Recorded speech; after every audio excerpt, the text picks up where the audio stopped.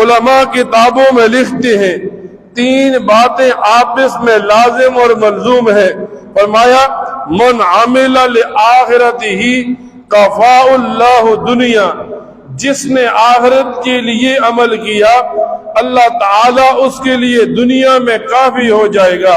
ایک آدمی دنیا میں آیا اور دنیا میں آنے کے بعد اللہ کی رضا میں لگ گیا، جیسا قرآن کریم نے حکم دیا، جیسا نبی کریم صلی اللہ علیہ وسلم نے طریقہ بتایا، اب آدمی اس طریقے پر چلنا چاہتا ہے، اللہ تعالی دنیا کی مشکلات کو کم کرتا چلا جائے گا، دنیا کے اندر آسانیاں پیدا کرتا چلا جائے گا۔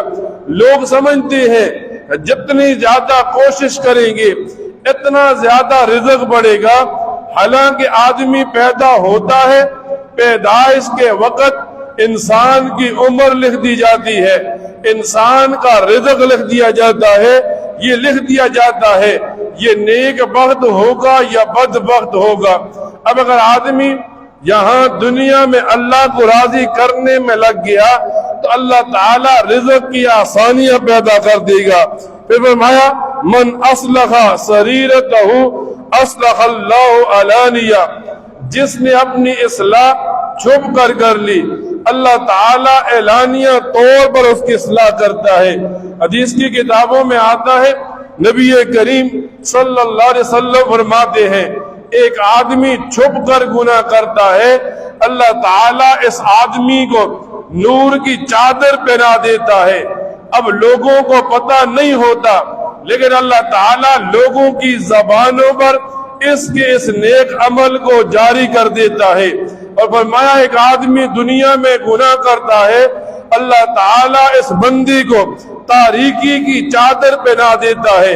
اب یہ آدمی چھپ کر گناہ کرتا ہے، سمجھتا ہے لوگوں نے نہیں دیکھا، لیکن اللہ تعالیٰ لوگوں کی زبان پر اس کے گناہ کو جاری کر دیتا ہے۔ فرمایا چھپ کر نیکی کرے تب بھی ظاہر ہوتی ہے، گناہ کرے تب بھی ظاہر ہوتا ہے۔ پھر فرمایا یوں کہ جب بندہ اللہ کے ساتھ اپنا تعلق صحیح کر دیتا ہے اللہ لوگوں کے ساتھ اس کا تعلق صحیح کرتا ہے۔ اب آدمی یوں لگ گیا اللہ کو راضی کرنے میں، نماز پڑھنے میں، اللہ کے لوگوں کے حقوق ادا کرنے میں، شریعت کے احکامات پر چلنے میں لگ گیا، اللہ تعالیٰ لوگوں کے دلوں میں اس بندے کے لیے محبت ڈال دیں گے، اللہ تعالیٰ اس بندے کے لیے لوگوں کے دلوں میں عظمت ڈال دیں گے۔ اب یوں ہوگا یہ آدمی اللہ کو راضی کرے گا اور لوگ اس سے راضی ہوتے چلے جائیں گے۔